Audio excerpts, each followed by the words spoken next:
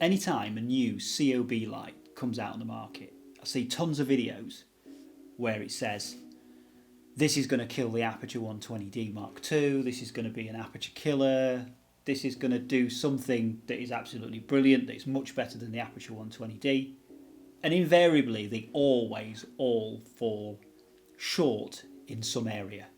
Whether that's build quality, whether that's light output, whether it's usability, there is some shortcoming to that light.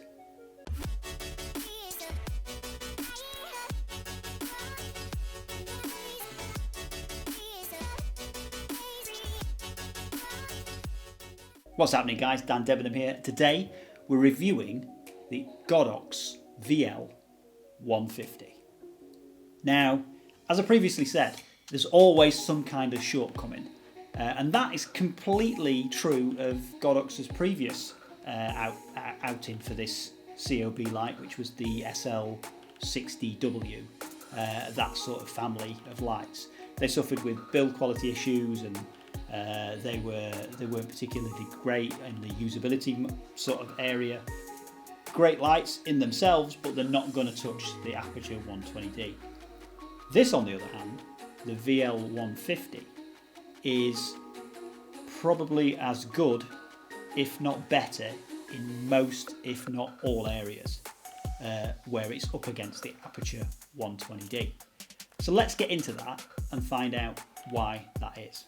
Now, a COB light basically is a series of LEDs all made into one single chip, which is why you see that sort of yellow disc at the front of a light, whether that be a light in your house, up in the ceiling, a little spotlight, or whether it be a light like this VL150.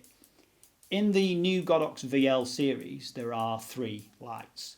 There is the VL150, which is the smallest, then you've got the VL200, and then the VL300. The VL200 is sort of in between the 150 and 300, the 150 being closely matched to the 120D, and the VL300 being sort of closely matched to the 300D, which is the Aputure's sort of one of Aputure's flagship lights. The difference between these two lights, these series of lights, and the Aputure lights, is namely in the price. Currently in the UK, an Aputure 120D, straight from Amazon, you're looking at around about £760 for that light. Exactly the same setup from Godox, the VL150, which is sort of the equivalent light to the 120D, is £372. Now, build quality wise, the VL150 is a tank, an absolute tank. It is all metal construction. It has got a carrier handle, and typically this sort of bracket is where lighting companies make their sort of savings, if you were. That's where the failure points generally are. But with this, it's entirely metal. It's double gasketed with a rubber gasket on either side. It's strong. It feels like when you tighten it down, it's definitely not going to go anywhere. Even when it's untightened, it's stiff to move, and is difficult to get into position because it is a very, very, very well made piece of kit. It has a double spigot on the top, which is unusual, unlike the Aputure, which means you can mount it directly onto the spigot or you can go through. And it basically allows you to mount it directly down on this bracket rather than, so it's facing completely down rather than trying to turn it. So you've got a couple of ways of mounting it. It also has on the front a hole that goes all the way through, and that's for a umbrella, so you can stick an umbrella on there on the front of this. If you've not got a huge expensive softbox and so on and so forth, and you wanted to put something on there, you can actually do that via its own umbrella holder on the side. So, build quality wise, it is on a par with the Aputure 120D. It's also cheaper and as good as, if not better, in all areas.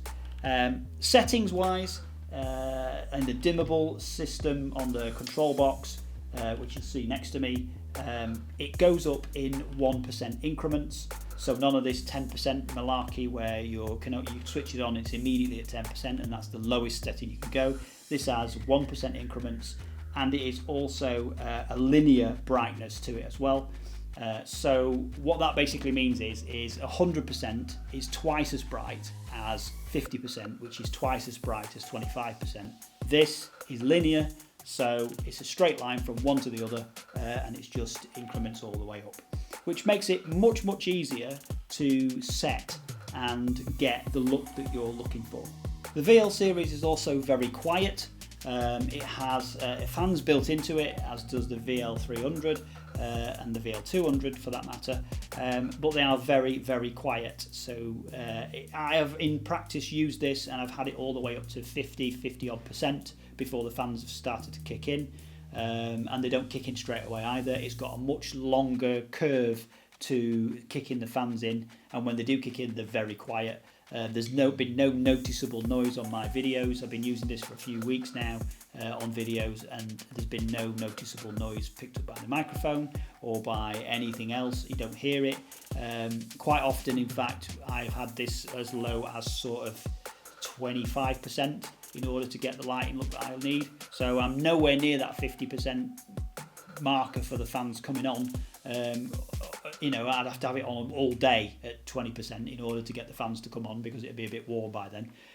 So in terms of sound and quietness and getting involved in what your video is, this is not going to be a problem. It's been well designed and it's been well rated in order to be able to make sure that it stays as cool as it possibly can, and it is basically going to keep you in production for as long as it possibly can do.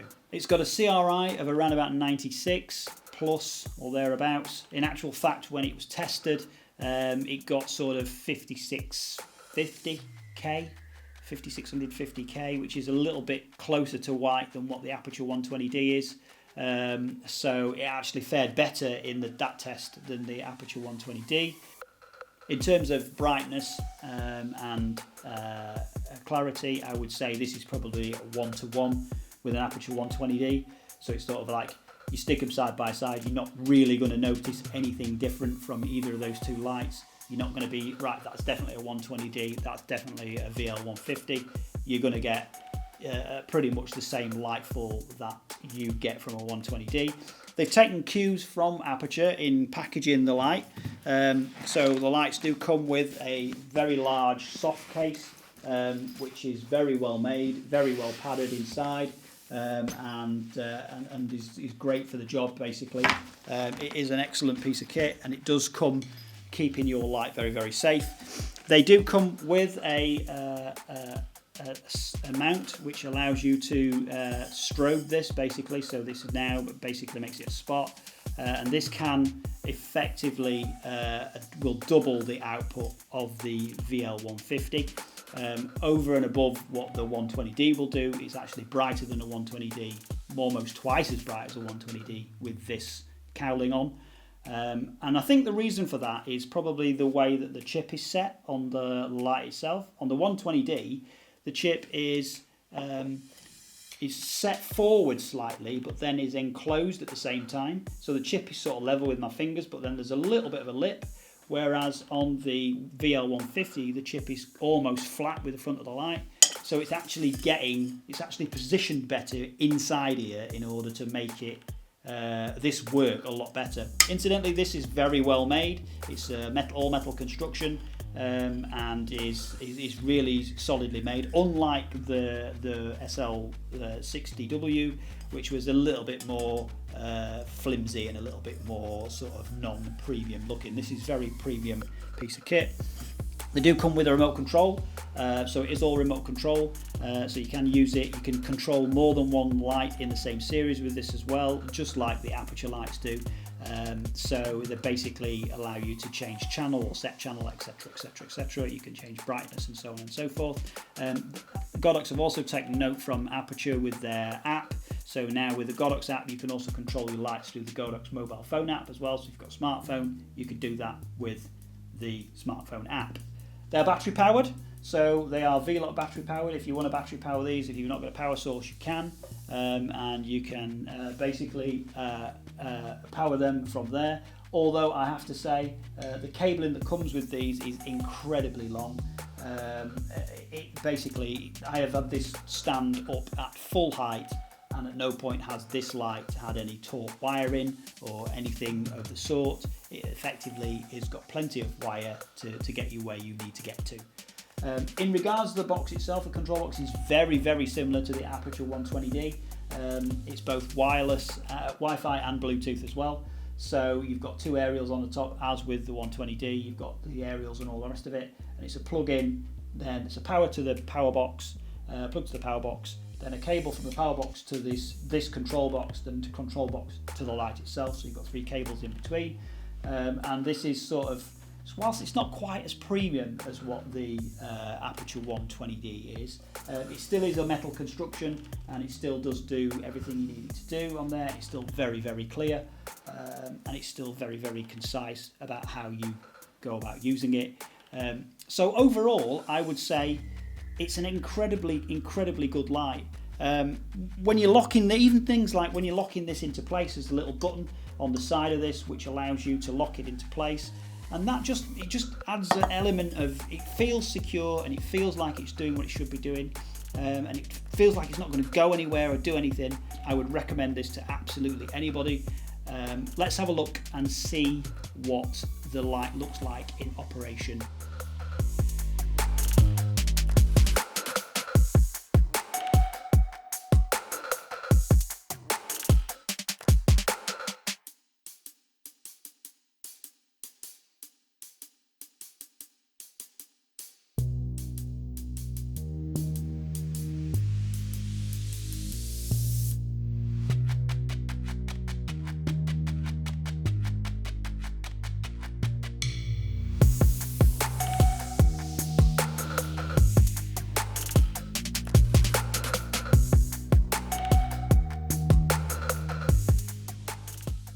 So as I say, I would recommend this to anybody. I think this is an exceptionally good light. It's a brilliant piece of kit for half the money of the 120D, with none of the drawbacks of the SL60 or the other sort of COB lights that are trying to be the upstart Aputure killers. This is not going to kill an Aputure. If you've already got an Aputure 120D, would I go out and buy this now? No, I wouldn't change from an Aputure 120D to this. I would possibly buy this if I needed another Aputure 120D, but I wouldn't go and replace my Aputure 120D Mark 1, Mark 2 or whatever that may be with one of these. I would probably augment what I'd already got with this. If you're going out buying from cold and you're like, I want a COB light like this, this would probably be the one I would recommend, because why spend nearly £800 when you can spend just under £400? And you're getting exactly or as close as you possibly can get to the same thing, without any of the downsides or drawbacks. It'd be interesting to see what the VL150 Mark II comes out with in comparison to what the 120D and the 120D Mark II differences were. I'd be very, very interested to see what they came out with. I will, of course, if and when I decide to buy a VL300, I will, of course, review that as well, so you can get a look at what that looks like. It is effectively the same light, but slightly bigger with a couple of fans in rather than one, and obviously it's twice as bright, I would imagine, as what this one is, but we'll see. And yeah, I would definitely recommend it if you're cold buying. This is what you're looking for, a COB light. Go with this rather than the 120D. If you've already got 120Ds, then you could, of course, augment what you've already got with one of these rather than spending on another 120D. So with that, I hope that was very, very useful. And as I say, it's a great looking light, and it's a great piece of kit for the money. And with that, I will see you guys next time. Peace.